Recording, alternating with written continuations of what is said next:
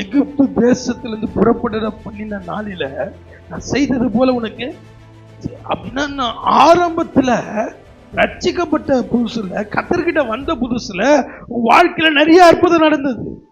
ஆனா இப்ப என்னாச்சு? ஏன் இப்ப அற்புதம் நடக்க மாட்டேங்குது? இப்ப ஏன் உனக்கு அதிசயம் நடக்க மாட்டேங்குது?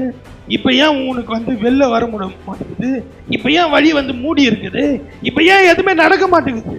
எப்பயாவது யோசிச்சிருக்கீங்களா? எப்பயாவது சிந்திச்சிருக்கீங்களா? அதனாலதான் சர்ச்சுக்கு வர்றது உங்களுக்கு சரியா விருப்பம் இல்லை.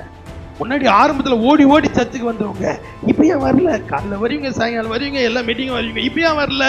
ஏன்னா உங்களுக்கு முன்னாடி நல்ல குளு குளு குளுன்னு இருந்தது. இப்ப உங்களுக்கு அப்படியே சோர்ந்து போயிடுச்சு.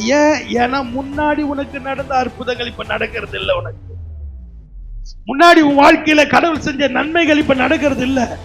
ஏன் தெரியுமா? ஏன்னா இவன் என்ன நினைச்சிட்டான்? கர்த்தர் இவனுக்கு ஒரு அற்புதம் செஞ்சார், அதிசயம் செஞ்சார், இவனை விடுதலையாக்கினார், உயர்த்தினார்ல. இவன் என்ன நினைச்சிட்டான்? அதெல்லாம் என் திறமையினால தான் நடந்தது, நான் பேசுறதுனால தான் நடந்தது, என் டேலண்ட்னால தான் நடந்தது, நான் ஏதோ ஒண்ணு பண்ணதுனால தான் நடந்தது அப்படின்னு பண்ணிட்டான். கண்ணு பெருசா நினைச்சிட்டான்.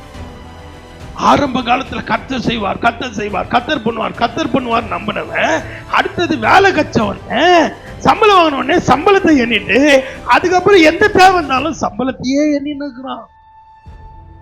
ஏன்னா வேலை இல்லாத போது கர்த்தர் செய்வார் நம்பின உனக்கு, அதனாலதான் கர்த்தர் வேலை கொடுத்தாரு.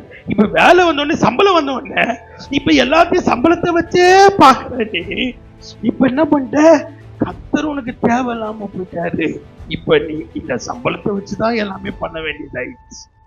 கர்த்தரை பத்தியா நீ